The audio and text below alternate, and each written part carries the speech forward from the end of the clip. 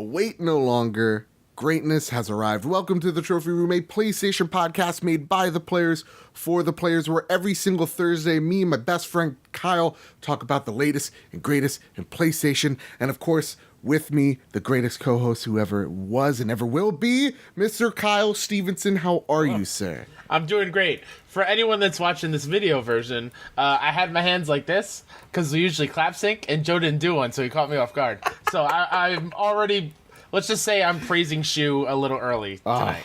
Well, let me tell you something. Today, this week, man, this is going to be the biggest roller coaster ride of just, I think, any podcast, but definitely ours. There's some amazing stories, and then there's some awful stories and things in between. Yes, we're going to talk about Telltale. Yes, we're going to talk about crossplay. Yes, we're going to talk about Red Dead. And maybe even if you're lucky, a little bit of PSX. But before we do that, Kyle, the way we always start the show, have you been playing anything this week?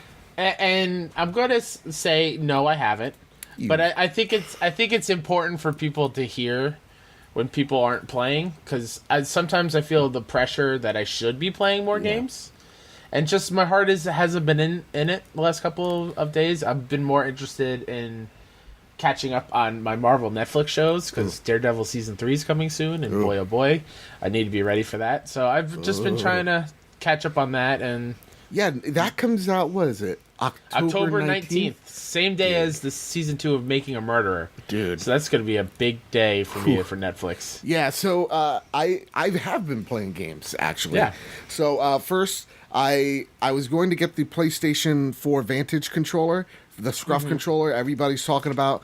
Unfortunately, because of the hurricane, some of the shipments got real messed up, so like GameStop was like really apologizing to me. I'm like, dude, if it's a hurricane, you can't stop an act of God, and like, who cares at the end of the day? I hope everybody there's all right.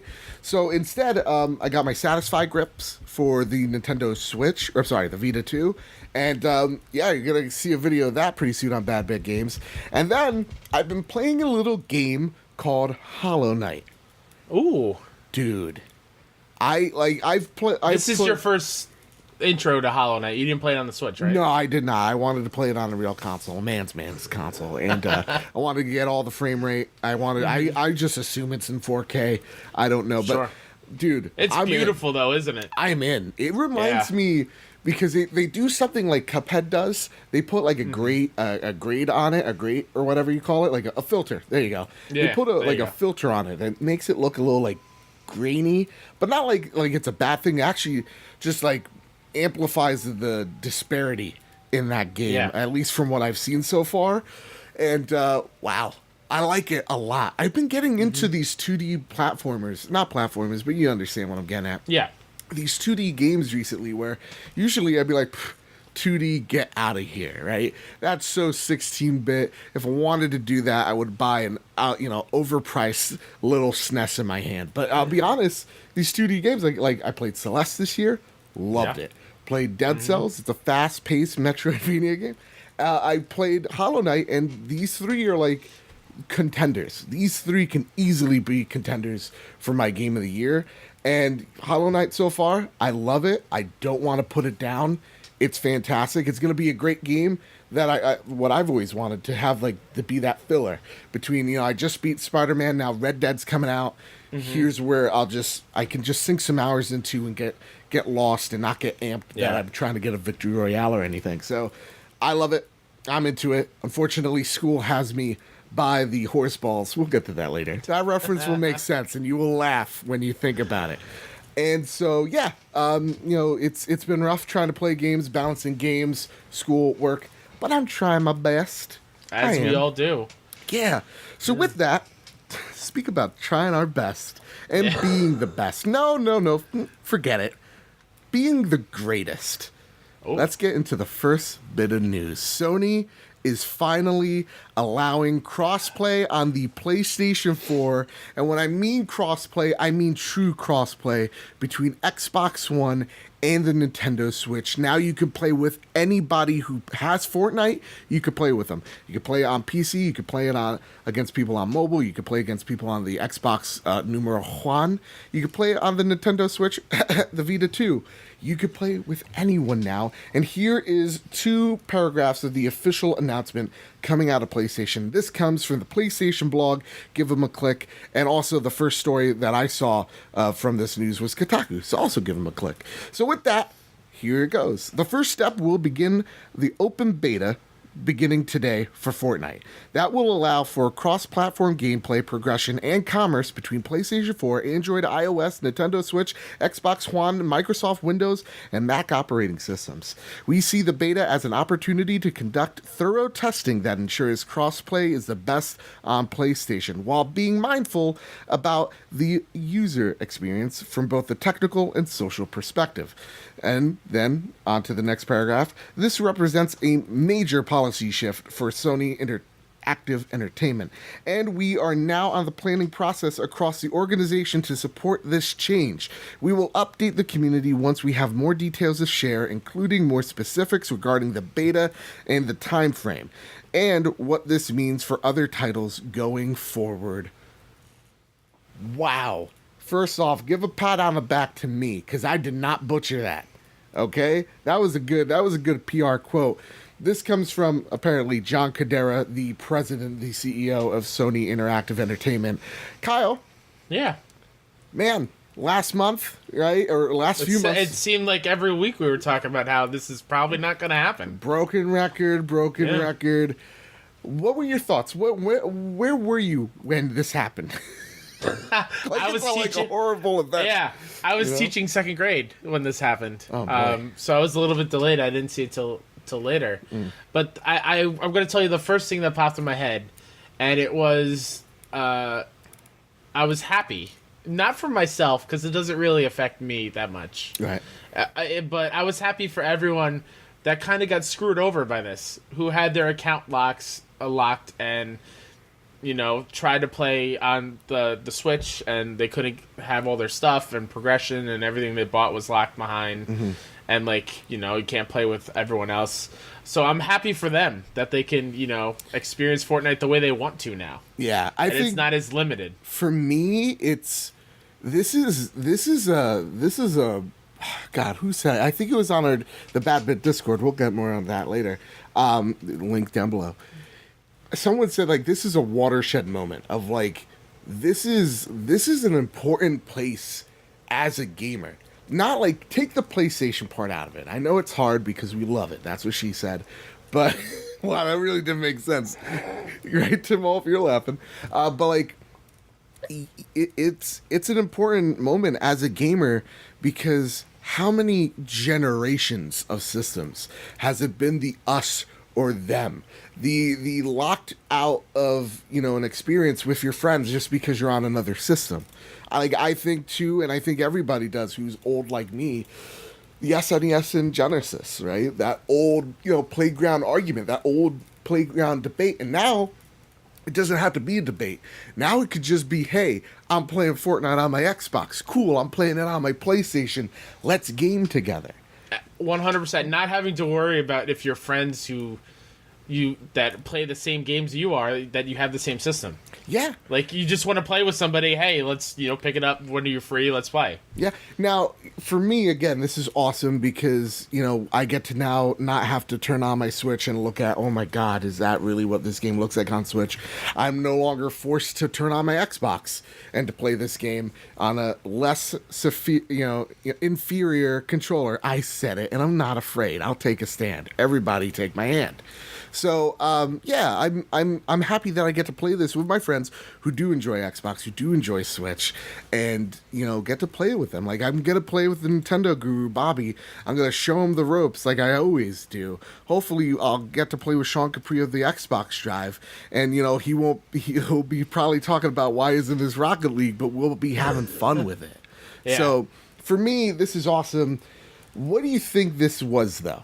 What do you think was the straw that broke the camel's back? Is this because Fortnite is the biggest game in the world right now? And I mean, you can, I get it. Some people are tired of me talking about it, but it is like 78 million people were playing this last month. This means something.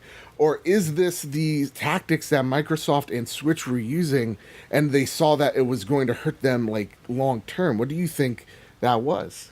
I think it's a little bit of both. I think it's Sony listening to the outcries of so many people who are like, "This is bullshit. You need to, let us play with everyone else." Like it seems we always say it, like it sounds like it's an easy flip of the switch type of thing. And from what I've heard, like some games actually can run it. It's just up to the platform to allow it, type of thing. And that platform being Sony. Yeah. So like, I think it has to do with the outcry. I think it has to do with the way Microsoft and Nintendo were handling it. I also kind of feel like Sony not having another major exclusive in the next couple months. Like Spider-Man is pretty much it for the year. So when it comes to holiday season, I think they kind of want to still have PlayStation be in the forefront when it comes to Fortnite, and the fact that you can get all these other games, plus you can play with everyone else on Fortnite on PlayStation. Yeah, and it's Kinda the like holiday season. You don't want, like, we just saw there's Fortnite bundles for the other consoles, which their skins suck. They suck. They're real bad, man. Ooh, boy. But yeah, like, it's something where you don't want to maybe piss off your audience and they go somewhere else. It's weird because they say that this is a beta. Right? Yeah. Like, they say that we're going to test it out with, other games. Where's the last sentence here? We'll update the community once we have more details, including more specifics on the beta timeframe and what this means for other titles going forward. That's a very vague statement, but I think this is... I like this statement a lot, because they didn't beat around the bush. I mean, like, yeah, there's some PR jargon in here, and I could take that out and I could show it to you. But it's way better than the PR stuff we were getting. One of it being like, this is the best way to experience crossplay on PlayStation. I'm like, yeah, that's weird, but I get it, because now you're going to have to market multiplayer differently. But that's going to be the future of video games, and you have to be okay with that, because that's where it's going. It's just the natural evolution. And I think this is Sony stepping up front of it, saying more titles are coming. Just you're gonna see it and you're gonna start being impressed. And I think this is Sony trying to take the lead, per se, on crossplay, or at least not take the lead, but more control the narrative of crossplay. Yeah. Like, I think the last few months Xbox was ahead of the conversation, and now this is PlayStation's trying to take the reins back and go, no. This is still our horse. You know what I'm saying? Yeah. So with PlayStation now, for me, I think it's, you talked about flipping the switch. And I had one comment, because I talked about this on Bad Bit Games, and they're like, dude, it was so easy. It is flipping a switch. This is Microsoft and, Nintendo doing it. I don't think it's that simple. And when I mean that, it is simple. I think you go to any dev, they want it, they can do it easily. With little effort, with little, know-how, I think they can do it. I think this is difficult for PlayStation and any company like them, any platform holder, because you have to look at where the market's going and what the market is saying. The reason why these companies take so long is they're huge. They're mammoths. So it takes a huge outcry that we did do over and over again to get them noticing. And then once they do, they have to go out there and they have to actually send research teams and do surveys, do polling, look at social media trends. What are those looking like? And seeing how, if it's not offsetting your profit now, when will it? And if it will. And I think that's what they really saw, is it's not affecting us now, but in the future, it's detrimental, because, like what I was saying a few episodes ago, all Xbox really needed to do to win, quote unquote, the next console generation is get Miyamoto out there and say every single, Switch game you could play on Xbox or whatever, you know what I mean? You could cross-play on Xbox. Yeah. Like, that's all they needed to do. And I think that's Sony reading the tea leaves. Yeah, so, absolutely.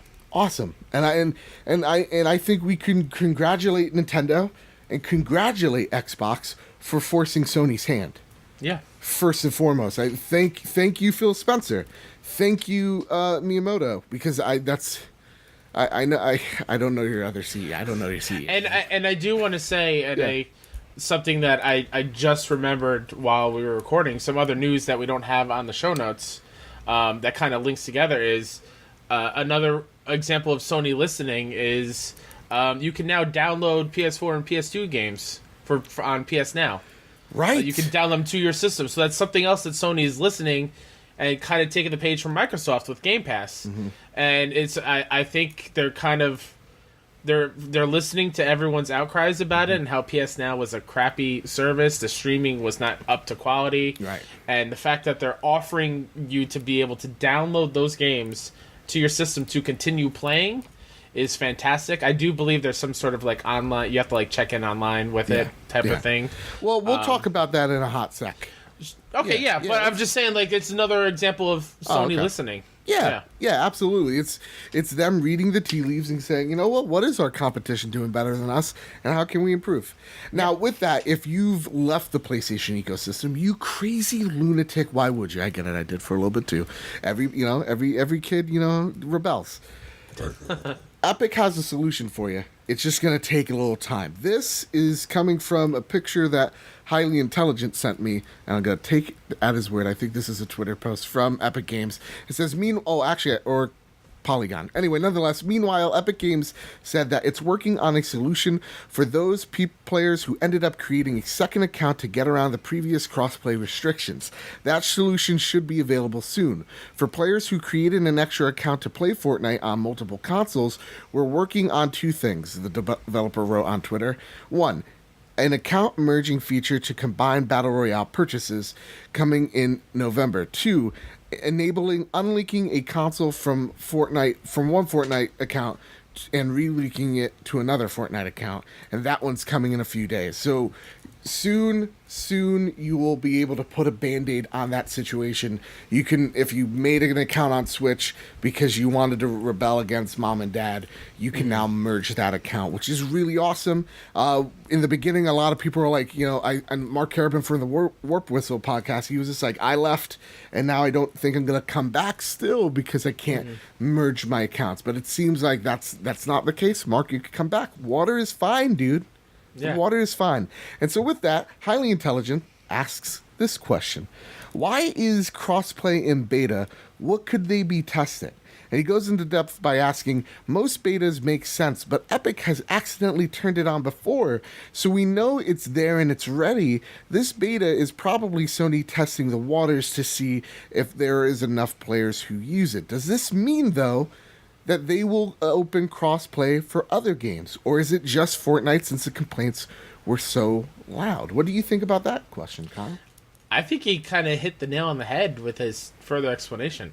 I feel like it's Sony testing the waters and trying to get a gauge of, is it just people talking the talk on Twitter and social media about how this is such a mistake that they're not offering this, or are people actually going to use it? Yep. And is it worth their time? I think he hit the nail on the head. Yeah, and I think it's also them saying that, look, we're testing things out. Things may be a little rocky. We may not get things right in the beginning, but we're doing this and we're being very cautious. So the one thing I would say is, you hit it right on the head. Fortnite was too big to ignore, right? Sony was looking like the kid that was taking his ball and leaving. And when you have, 80 million people playing every month on this game, and you're the only one that won't play nice, it forced your hand. And I'm so happy that Fortnite, Epic, Xbox, Nintendo carried this crossplay message so fiercely, because Fortnite will now go in the history books, not just being this fad, but actually changing the course of gaming forever. And if you just got chills, that's crazy because you just experienced it. Like, that's nuts. Now, there's another question from Eric. My only question is, will other games such as Black Ops, Battlefield 5, Fallout 76, and other games going to be cross-play enabled as well? So, this is Fortnite's great. We got Rocket League, that PlayStation still has not jumped on that ship yet. You have Minecraft, which you're probably negotiating with Microsoft about. But those are more indie games. They're not like the big AAA games. Again, I understand Fortnite's huge, But do you think we're going to see Call of Duty and that's crossplay? Do you think Red Dead? What do you think? That'd be major if they do. I just don't think it's in the cards. If they're just saying that they're in beta to test it out, I don't know if they're... Maybe the beta is actually for this stuff. Yeah. See if this is possible. I think again, this is just the evolution of gaming. So we have to be vocal, and we have to continue this message of crossplay and how it's important. And I think that's the big thing here is you got to be vocal. You have to let your voice be heard. Congratulate PlayStation. Go on Twitter, say nice things, and go, hey, there's games like Overwatch that I would like. There's games like this, that, or the other.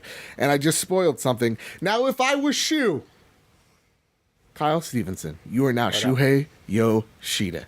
Ooh, big shoes to fill. I know. You are not just the creative head over at Sony, but you're now running the whole shebang. You're probably the Illuminati. So as Shuhei Yoshida, what are the 5 games you want on crossplay? God. 5 games on crossplay? 5 games cross-play. You heard it here first. Well, folks. you kind of took one from me. Overwatch. Well, no, that was not the one I was going with. I was going Rocket League. Oh, okay. I love Rocket League. So, and I know my friends on Xbox play it all the time. So that'd be amazing. Okay. That'd be one. Can I get one? Go ahead, because I am not the multiplayer person. So this is probably more your. This is my alley. So okay, so let's build 5. How about that? You and me together. So we got Overwatch because let's be honest, it's a few years old. I think that game needs it. We got Rocket League. Another game that I would love to see a coalition behind, like Xbox, and one that had this. it before. I used to be able to play against PC players on PlayStation. Oh wait, on Rocket League you can't do that anymore? I was able to play against a friend a couple years ago on his PC with me playing on PlayStation. And you can't. So I thought you could still do that. Oh, can you? I haven't played in a while, so I don't know if it's still a thing. But I know I have done that before. So we got Rocket League, we got Overwatch. Here's a nice one that I would love is Rainbow Six Siege. Ooh. Yeah. That is a good one. That's an awesome game, man.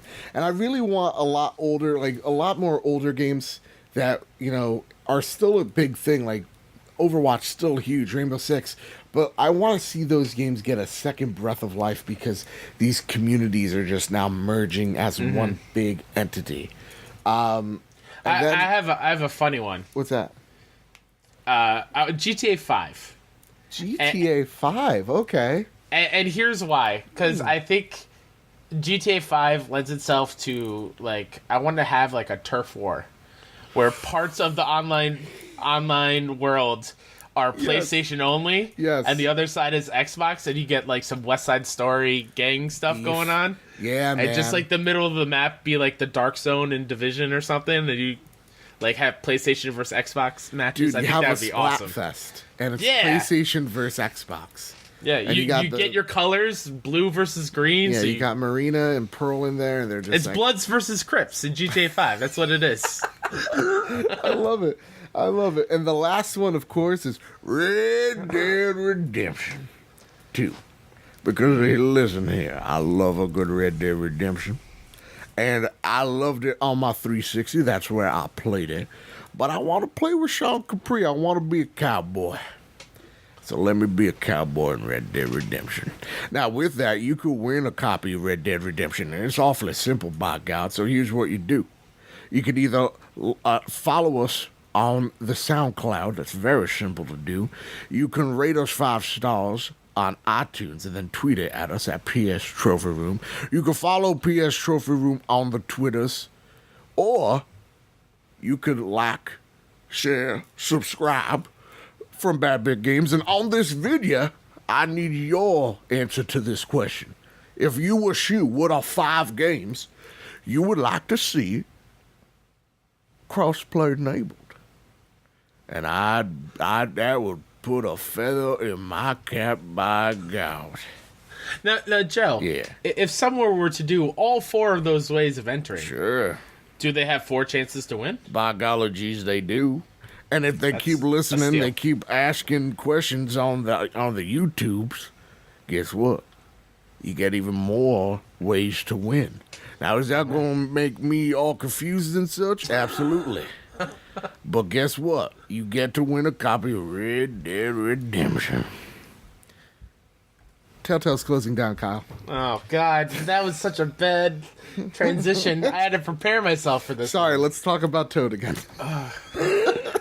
No. Is it the new thing, Bowsette or whatever? It's fine. God, dude, Nintendo fans gotta get their fetishes in order. It is getting crazy.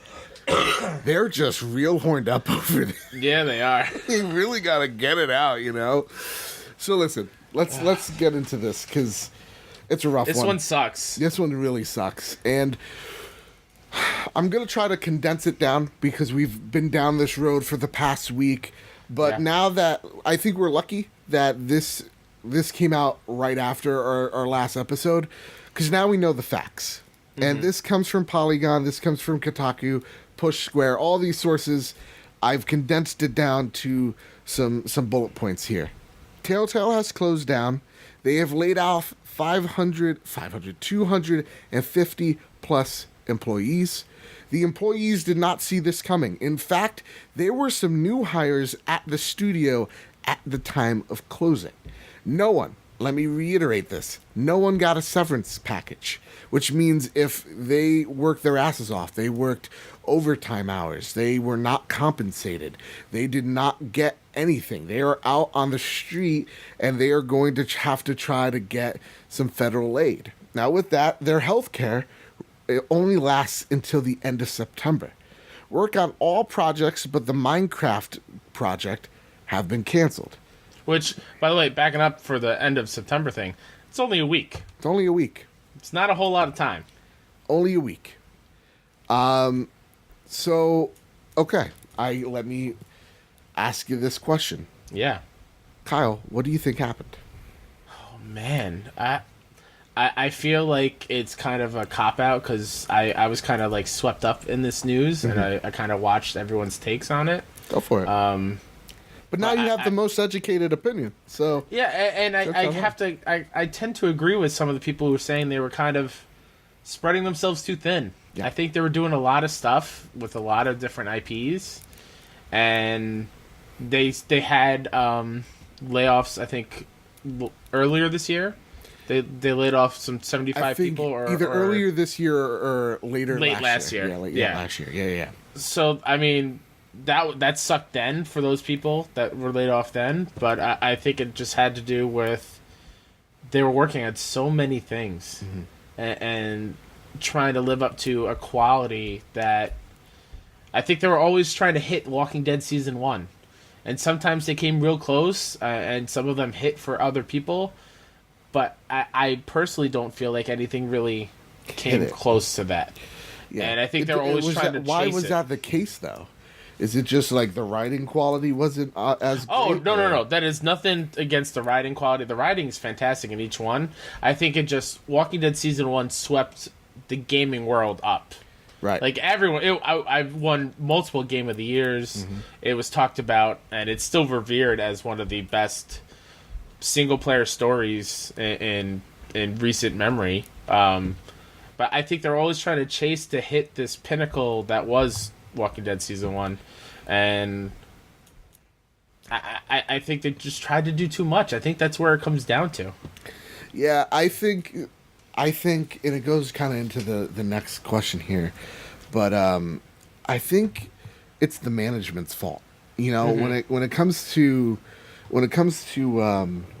this game, it sucks because a lot of people, and we'll get to it in a second, but like are demanding that, you know, they finish the game. And so many people are pissed off because, and it's rightfully so. I'm not saying you shouldn't be, but I think you're losing track of it because a lot of people are upset that, you know, they paid for, episode 3 and 4. They're never getting it. They're never getting the story, or, you know, they're never getting the ending of that story. And for me, I think just take yourself out of it. Please realize that there are going to be 250 people in an area. They worked in San Francisco, which you plan a trip at San Francisco for just a couple of days, you're looking at like over $1,000. It's insane. Yeah. So just imagine living there. My heart drops just thinking that there are families out there who now do not have any health care. and their wife may have an illness, or son, daughter, and they're working this job not because they loved it, but because they needed to provide that healthcare. I know people that, when I was working in retail, worked it because they've got benefits, not for themselves, but for their kids. Yeah. That had certain conditions. So, what happens then? And it echoes this thing of the management fucking sucks. Yep. Like, you're in charge of a company. I think when things are looking down. And, I was listening to Kind of Funny Games Daily, and they were talking about how they were scheduling a meetup for like November for the last episode of The Walking Dead. Like, the PR team didn't even know this was happening either. I mean, the day that everyone got laid off, their Twitter account was promoting the crap out of the next episode. And it's like, how do you let this happen? Yeah. How? So I think it's just the management that was just so, we have to get the next game. Well, this IP, The Walking Dead, so hot right now. We'll get Guardians of the Galaxy. We'll get Batman. Yeah. We'll get all these huge IP. We'll buy the licensing. Stranger Things, Game of Thrones. Yeah, we'll buy these licenses, but then those licenses don't come cheap. Batman don't come cheap. No. Right? Guardians probably doesn't come cheap. Yeah. Game of Thrones doesn't come cheap. And then those games underperform. They don't deliver because people are not buying your games because your engine sucks. Like, I loved Batman. Yeah, Season 1. I thought it was fantastic, but I didn't go and buy that game, the Season 2, because the last episode of Batman was so bad in terms of the quality.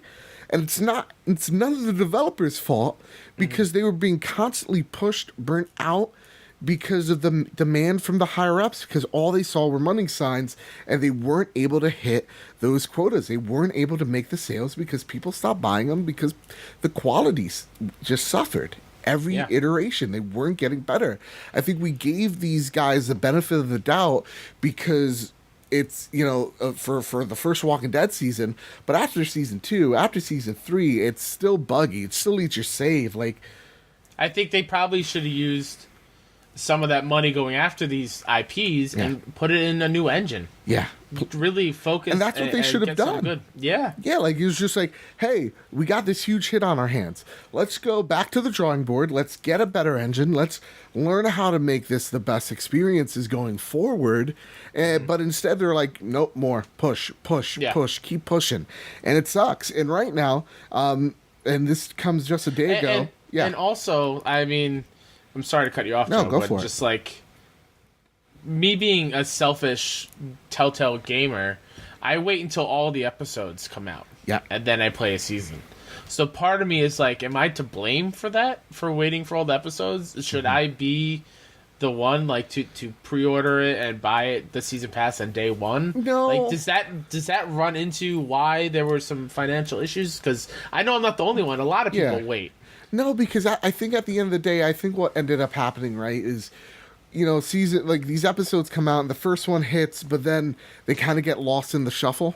Mm-hmm. And then by the time the full season comes out, it's kind of looked upon as like an older title, and it's in the middle of the holiday season, so people kind of just turn away from it. So I don't think it's your fault for, like, and I see so many people guilting themselves. Don't guilt yourself. Yeah. The game should have been better, and it's because of the management, not because of any of these developers. It's the management's fault. And right now, it looks like a lot of the employees are banding together, and Telltale has just been hit with a class action lawsuit for breaking labor laws because they didn't have any warning and they didn't get compensated. You're supposed to be compensated, I believe the limit is 60 days, and they were very much not.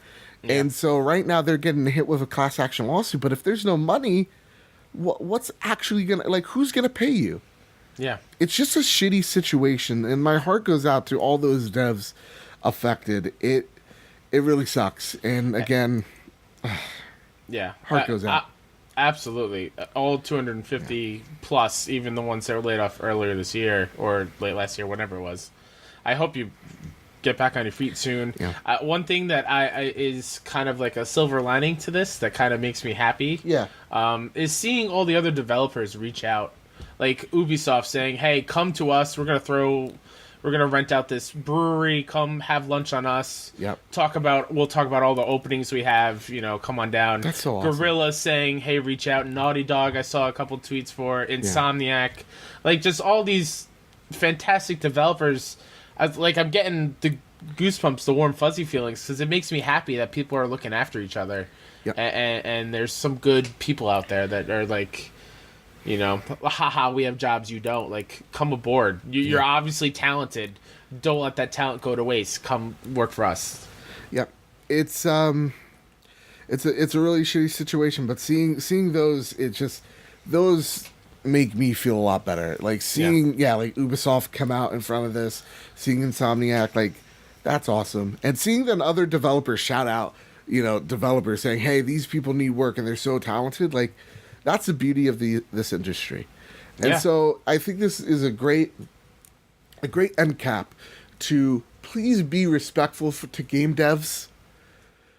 Please, because they're just people at the end of the day. They have jobs just like us. They have jobs, they have families, they have needs. And to see things like this, man, it sucks. Absolutely. And I don't have a good segue, but I'm going to try my goddamn hardest. But you know what doesn't suck, Kyle? What doesn't suck, Joe? Sony doubling down on PSVR with deeper gaming experiences. This comes from Push Square. That does not suck. In an interview with Japanese PlayStation blog, I wonder how that looks like. I don't know. Let me just tab on this one. Let me just see. Because I didn't look at. Oh shit! What are you expecting? English. Oh, okay. And as an American, I expect these things. As spotted by Upload VR, the exclusive noted that users want games they can play for a longer time, he expanded. Based on such experiences, I came up with a strategy of making full-scale games on a larger scale in the second and third years. These titles with deeper gaming will continue to increase in the future. Okay, this is translated from Japanese to English, and then it got to my dyslexic ass. I apologize. Yoshida then, it was from Shu himself. My deepest apology, sir. I did not mean to offend. Yoshida also pointed out releases like Astro Boy Rescue Astrobot. Oh, sorry. I said Astro. Oh, yeah. See, dyslexia. Astrobot Rescue Mission and Firewall Zero Hour, which I hear nothing but great things about, as examples of the organization's revised focus, both in the larger scale games with either lots of content or plenty of replay value. There are also titles like Blood and Truth and, oh man, Deracine, I think. Fuck yes. That's the From Software game. Yeah, boy. I can't wait for you to play that. Tell how good it is on the horizon. So, deeper. What does this mean, Kyle? Are you excited? There you go. Yeah, I'm excited. It's VR is always, or not always. Like lately, it's been a lot of just these experiences. Mm-hmm. These 20-minute experience, maybe up to an hour. Right. The Creed experience. Yeah, and we do have some really great games like Moss and oh my god, I'm blanking. Until Dawn, Rush of Blood, I loved. There's another one that I'm forgetting. But, and plenty more coming out, like Beat Saber, Tetris Effect. Yeah. Ghost Giant, I think, is one. Or that's the studio. Yep. No, that's Ghost Giant. That's made by Zoink Games. Shout out to Zoink Games. They make awesome games. And so, hopefully we'll be able to review that one on the show. Yeah. I love the fact that people are like, yeah, let's get longer titles in VR. That means there's going to be more, hopefully, story-based VR titles, which I'm all about. Yeah. And also, anything from Software is amazing to me. Also, I think this just shows the maturing of the hardware. Yeah. Developers are beginning to learn it. The developers that wanted a quick buck or saw an opportunity and didn't, and the ones that stuck with it, it kind of separated the chaff from the wheat. Mm-hmm. So I think this is great. This is just the evolution of VR going forward. And this is Sony doubling down. So when you go, Sony never supports shit, well, look at this, okay? Stop it, Sean Capri. They support things. Calm down, all right? How's that Connect doing? Doing all right? Okay, shut your beautiful mouth. The PS Vita is really dead in Japan, and there is no successor currently planned. This comes from Kotaku. Do you just put in the Vita stories to just make me sad? Yeah, because we need to beat it out of you guys. We need to beat out this hope. Starting next year, PS Vita shipments will stop in Japan. Reports from Matan Web. Is that Japanese? Let's take a click on that. I don't think that's a link. Oh, shit. Yeah, it is. Oh, okay. Look at that. Symbols and shit. Sony Interactive Entertainment executive, I'm not going to even try, added, right now, I'd like you to consider that there is no PS Vita successor hardware. According to Oda, okay, we'll just call him Oda. As for portable gaming machine, there are no plans for anything after the PlayStation Vita. He was quoted as saying that the PS Vita shipments will end at the next year in Japan, that the dwindling hardware releases made it difficult for Vita to continue. It's finally dead. But I don't want another Vita. And I don't want another Vita, Kyle. I thought about it in my car while driving. They are so focused on PlayStation 4. Look at the experiences we're getting from them. If they were to make another Vita, they would have to divert resources onto that project. We're in the golden age of PlayStation, man. Mm-hmm. The PS4 is the best console that ever is and ever will be, man. Just like you're the best co-host ever was and ever will be. I appreciate that, but you don't think that these big studios that have multiple teams, that they can't focus on some handheld gaming? Nah. You don't think that's a possibility? I mean, okay, here's a question. Would you rather Insomniac make Spider-Man 2 and come out in like 2 years? Okay. You can't dangle Spider-Man 2 and give me that or a Vita game. All right, fine. I mean, like, I feel like they could put a small team on it. If you want Santa Monica on it. You want Bend? They're making something. I'm not saying take the core team. Mm-hmm. I'm saying, like, have a smaller team, you know. I don't know. I just miss my Vita, Joe. That's really where it comes down to. Let the past die. I will not give up on it. And I was going to try to spin what the quote was, but I'm not even going to try. I can do it perfectly. And it would be the best ever. All right. I was going to do something else that involved Toad, but I'm not going to do it. Oh, stop. I'm not going to do it. Nope. Tim Wolf's son listens to the show. Japanese sales chart Spider-Man 4, it's PS4, spends the third week straight on top. This is awesome because though Switch hardware outsold the PlayStation 4 in this week, it's so strange that a Western game made by a Western studio is doing so well in Japan. Because God of War, you know, it sold about 40,000 its opening week in Japan. Mm-hmm. And it sold about, I'm going to round up, 40,000 in its third week in Japan, Spider-Man. Like, that's awesome. And, you know, I remember Nintendo bought out by Ojo, Big Money Ojo, Bobby, talking about, I love you, Bobby, talking about how, Labo is such a big success. And so many Nintendo fans were like trying to spin this. Look at Labo. It outsold God of War in Japan. It's a Western studio. It's a Western RPG. But this kind of changes things. Mm-hmm. This is awesome. What do you think? Is this awesome? Oh, of course it's awesome. Yeah. And I think it shows that to the quality of the game and the fact that Spider-Man I'm sorry. Spider-Man brings in the truckloads of cash. Oh yeah. So like I know Bill Roseman, who's like the head of Marvel Games, he said something actually on Kind of Funny Games, I think, last week, how they viewed the Spider-Man PS4 as the Iron Man of the gaming universe. Yeah. That he pulled a Count Dooku and he said that this is just the beginning. Yeah, which makes me so excited. I hope we see the Marvel Avengers game soon. Because I'm now thinking if they're saying that this is the Iron Man is this connected somehow?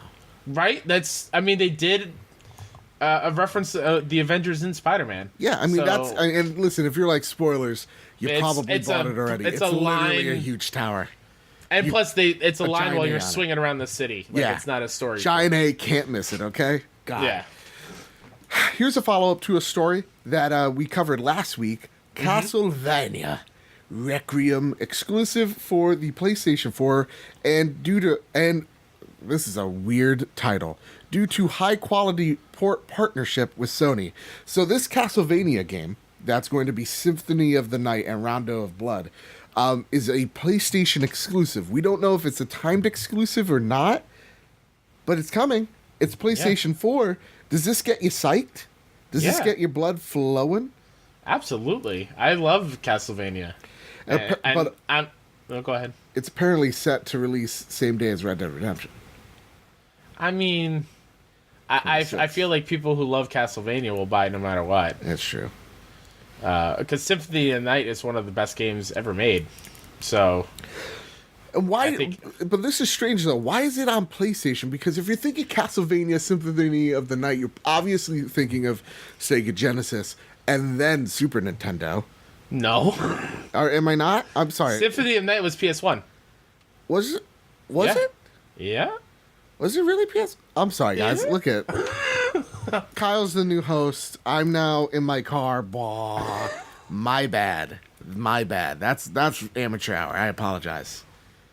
Now you have me second guessing myself. No. You're definitely right. You're definitely right. I'm a fucking idiot. Okay. Now that I'm gonna just sweep past my flaws. Let's get to the next story, shall we?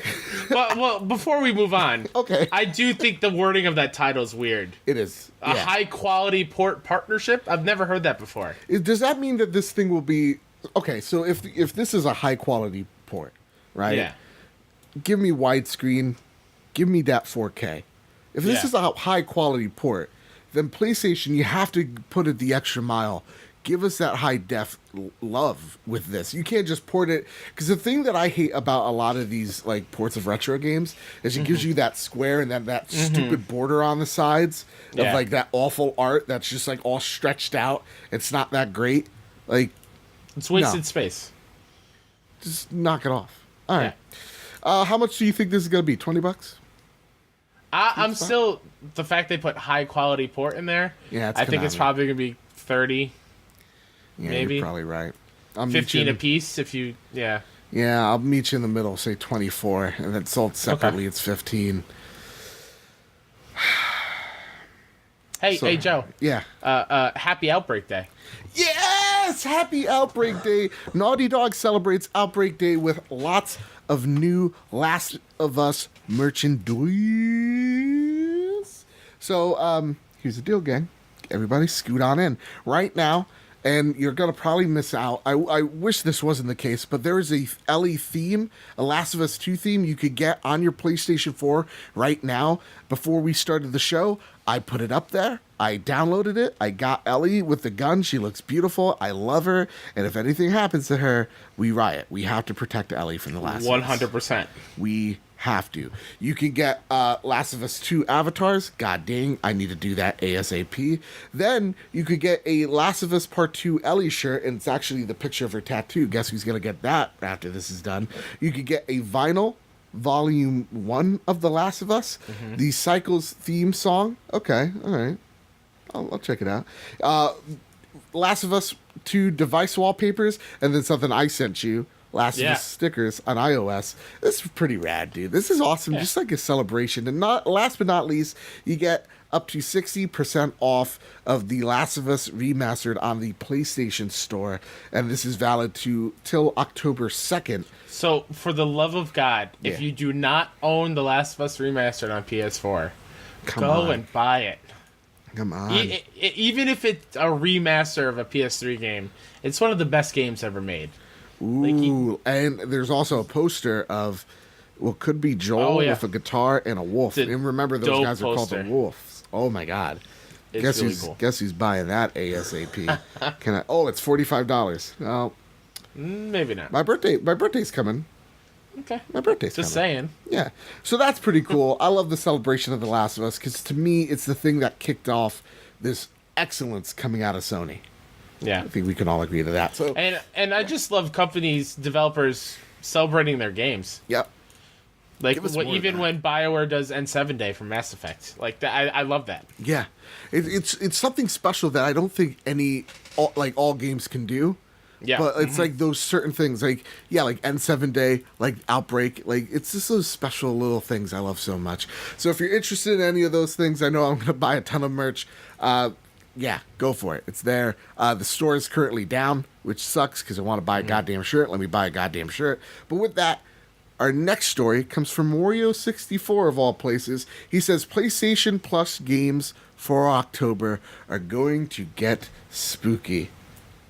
So strap in. Oh, no. Oh, that's correct. For first game for PlayStation 4 is Friday the 13th. The game.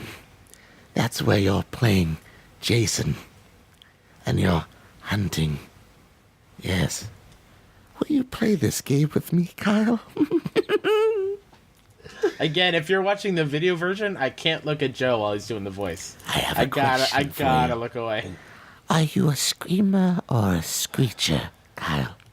I'm more of a punch you and I'll run away. I guess we will find out when that comes. Won't we? Laser League for PlayStation 4. This is actually a pretty fun one. Can I tell you something? Yeah. It's actually pretty rad. Knowledge is power. Like the knowledge of learning how to flail a man alive. It's a PlayStation Plus bonus Playlink game. Master reboot for the PlayStation 3. Okay, kind of just the one game was pretty creepy. The rest here. The Bridge, PlayStation 3, PlayStation 4, and RIP Vita. Rocket Birds 2 Evolution for the PlayStation Vita, PlayStation 4. And 2064. Read only the memories for the PlayStation Vita. And the PlayStation 4. You want to know something very horrific? No. The death of the Vita came from my hand, Kyle. From my little hand. Man, that Joker movie looks sick. Anyway. I mean, well, getting back to the PS Plus games, I think it's a good list. It's a good list. It's not going to blow you out of the water. I think, like you said, Laser League looks like a lot of fun. Yep. I've seen people play it. It looks cool. Yep. It's like an arena game with lasers. Get it? But like you have to like trap the other team in the lasers. I can think of like Tron. It's like a Tron type of game. I have Friday the 13th. It is a lot of fun. Ooh. I heard it's buggy, though. It is buggy, but it's still... It's kind of like Dead by Daylight, and it's kind of got that cool, creepy vibe, especially when Jason just shows up. And I actually watched some videos on some of these other games, because I didn't think of them. The Bridge is like an MC Escher painting thing. It's like a puzzle game where you like have to go to the ceiling and figure out how to get out of the room and stuff, which is cool.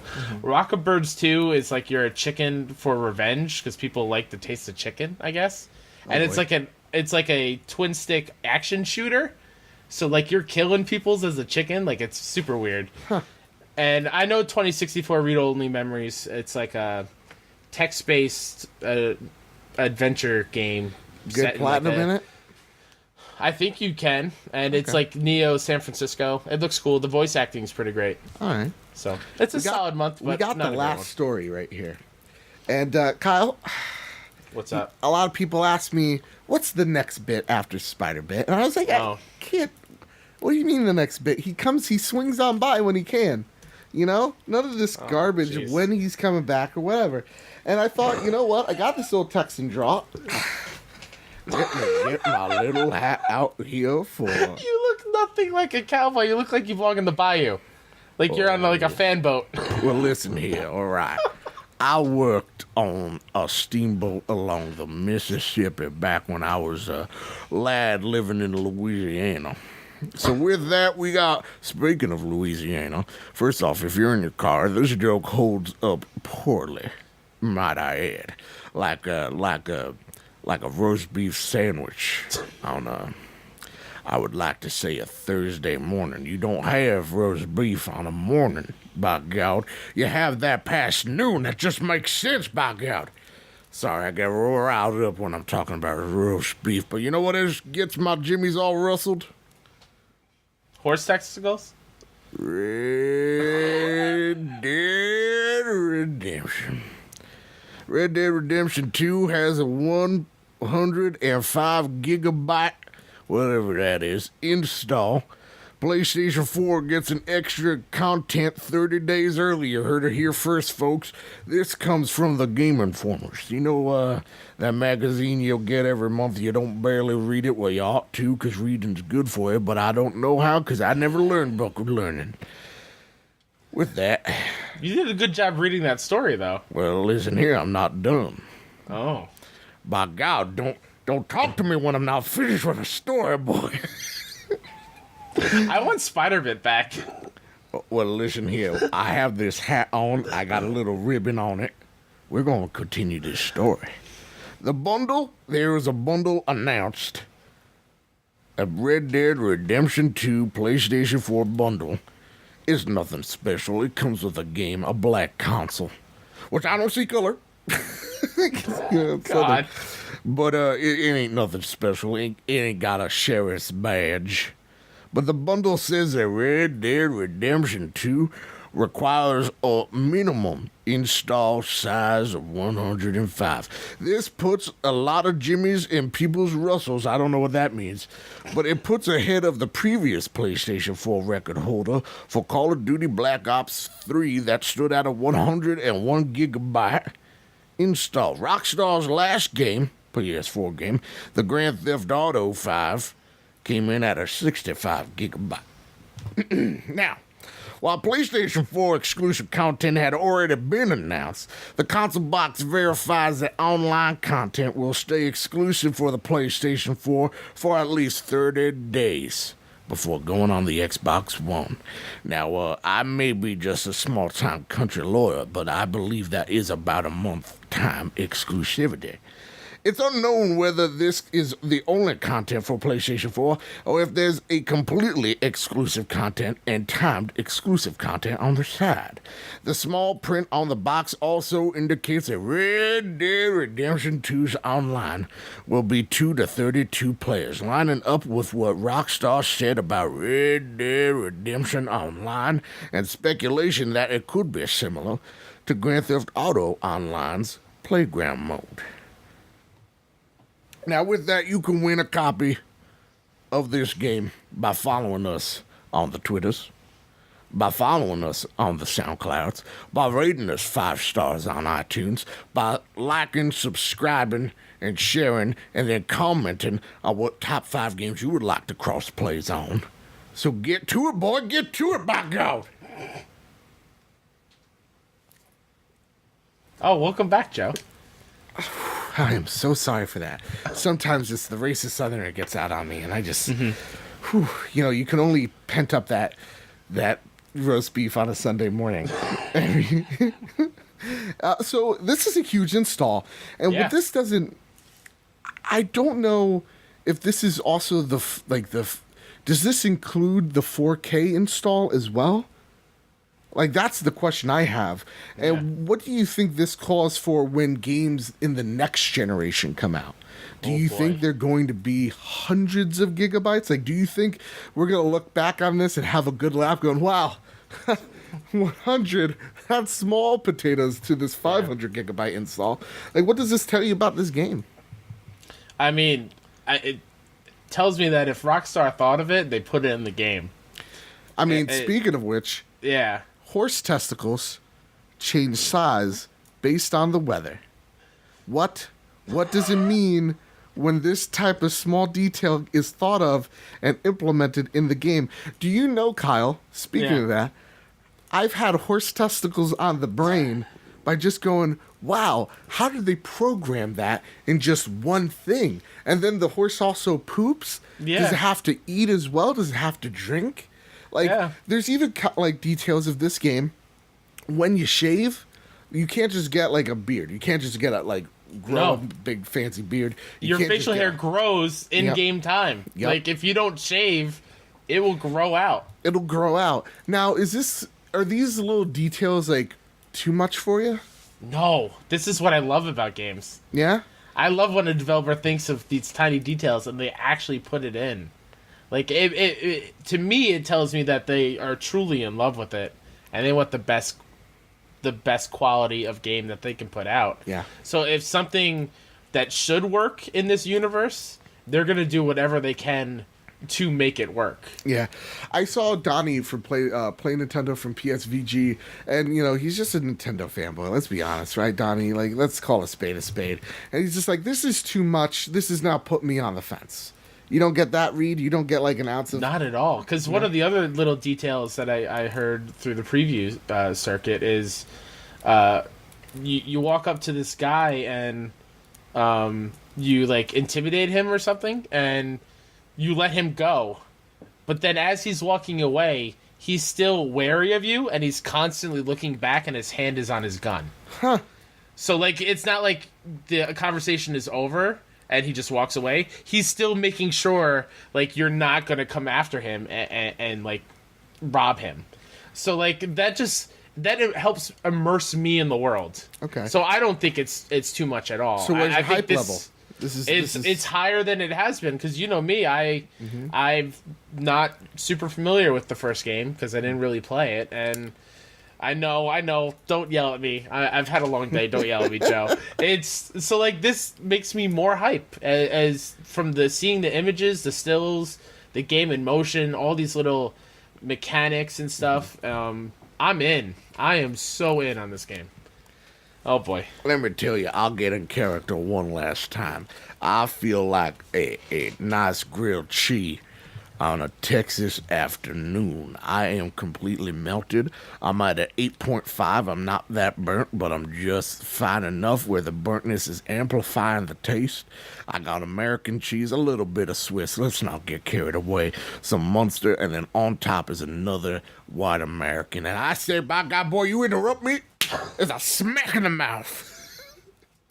I thought about that before. I was like, a smack in the mouth. I thought that was really hilarious to me. I'm really pumped, man. This is like the type of game I want to experience. This is going to be my Breath of the Wild, where it wasn't like this takes that concept. Whoa, the world, anything could be in this world, and it just sets the scale down to up to a 20. On the Richter scale, right? Which is, I think, is already up to 10. So this thing's breaking. This is a seismic shift in gaming, where this is the future of I think where open worlds go, is making the worlds feel livable, making the worlds feel inhabitable. Like this game, Cyberpunk, these two games get me excited for the future. Yep. I just hope for people like Donnie, who aren't good at video games and just play Nintendo all the time, that they get off their high horse. No, that there are actually ways of being able to scale that back if you don't want any of that. Like if you just want to give yourself a mohawk, you should have like a mode of like, hey, listen, I want to take it easy. I want to escape life. I don't want to enter this West world, which it's like this game's becoming. And also, that being said, like, if this is throwing you off a bit, like, you don't have to do all this extra stuff and like actually notice it. Like, you could just play the story and be totally fine. Yeah, I'm gonna get a big bushly beard, and they're gonna call me Big Bushly Beard Bill. Oh yeah, I'm not shaving at all when I buy this game. Yeah, and I'm talking about there's gonna be nice hair from my chest pubes all the way down to my ball fro. So I'm pumped, dude. I'm excited. I feel bad for PlayStation. I always feel bad for Sony because I feel like ever since Bloodborne, there's always a game that's a contender for Game of the Year, and then it always gets knocked down by just something else. And like, God of War is so great, but Spider-Man's so great. Spider-Man's so great, but this game, hearing all about it, if it's anything, the shooting's anything like the first game, and the story is anywhere near close to that game, I'm in. Yeah. So Kyle, that's been the trophy room this week, but we do have some announcements. So if you made it this far, congratulations. So the past 2 weeks, you have not heard me talk about Make Us Better, and that's for a reason. I've decided to leave Make Us Better. And if you guys don't know, Make Us Better is a Patreon. It's a Discord community out there on the internet, which you should be a patron of. And I love so many people who have come on to the trophy room, and I think like Robbie Miller was in the chat going, "Hey, my patronage is still here because I love you guys," and I love that because my biggest fear when I left MUB was that everybody was just going to pull their funding, and in fact, it's been the opposite. They've actually just reached their $400 goal for the month, and I congratulate them. At the end of the day, I felt like there was a creative difference between us, and I just had to go my separate way, and I knew Mub had to go their own separate way. And I know that, right now we're building a Discord called the Bad Bit Discord. Join it. That's where you'll be able to join the conversation in real time. You'll be able to ask us questions on the Trophy Room Discord and get them read on the show. That's actually where we got all the questions today.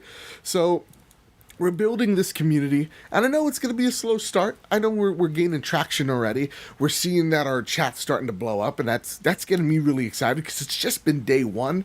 So for me, I'm excited for where I'm taking my content in the future. I'm already feel like the problem with Mub was I got a little bit too safe, and because it got too safe, I feel like my content suffered because of it. I feel like there was some creative differences where we wanted to take things, and I just felt like I wasn't in control anymore. And I'm a control freak. I want to know if I'm making a decision that's like this.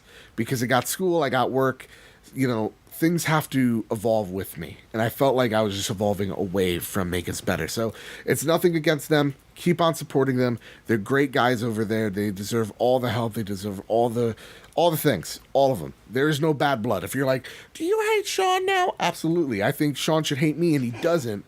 And he doesn't want to punch my face. And in fact, we're going to be smooching each other, and there's nothing Chelsea can do about it. It's happening in New York.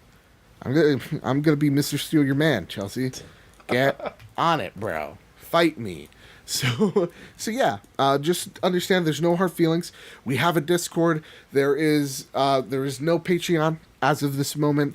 There will be in the future, but I gotta make sure that things align, like my heart's in it, like that I believe in this content, that it's consistent, because the Trophy Room does rely on Patreon to survive. And luckily, our RSS feed does not fade away into oblivion until about March. So we have time, and I just want to make sure that everything launches perfectly, that this Discord launches fine, and so far there's been no bugs. It's nothing but support and love, so thank you. I just want to make sure Bad Bit's fine, because we're making some changes there. And the Trophy Room, by the end of the month, will see a massive overhaul if you're on YouTube. So be on the lookout for that, because holy crap, thank you, Antonio Guillen. That's all I can say. Crazy things are happening. So with that, the future's bright here. No one's going away. No one's dying. All right? I'm still here. Don't worry about it. Things are fine. We're just going our own way. You could go your own way. Copyright strike. Go your own way. God, Fleetwood Mac, dude, right? Right. Whew, Yeah. got some fucking zingers in there. So that's been the Trophy Room for this week. Kyle, is there anything you'd like to plug? No, but I just want to take I'm not going to pimp out my Twitter or whatever, anything this week. I just want to, piggyback off of Joe. I didn't really make much content for Make Us Better. This was my interaction with them. Yeah. To all the people coming on as guests on the show. You guys helped get me this mic, which I'm incredibly grateful for. And you've made me better, so thank you so much. And I love each and every one of you. And, yeah. Come back whenever you're ready. Or Seriously. you want to. Seriously. Guys, I bet Sean Capri will be on here at the end of the year, or else he's a gosh darn coward. And, everybody's welcome. I mean, we can crossplay now. Exactly. I tweeted at them. I go, hey, you want to play yeah. Fortnite? And of course, none of them are, because Luke Laura and Sean Capri, they don't want to play Fortnite. But I feel like they should. Like, this is the welcome mat. Get on the welcome mat or get off. You know what I'm saying? Well, guys, that's been the Trophy Room. Thank you so much for the support over the past few months, and the growth of this has been insane. So thank you to all the people who listen, interact to the show, ask us questions, rate us 5 stars, all those things. Keep on doing what you're doing. I love you all so very much. And with that said, with that all out of the way, keep hunting and keep playing PlayStation. Hey, the waves make sense now.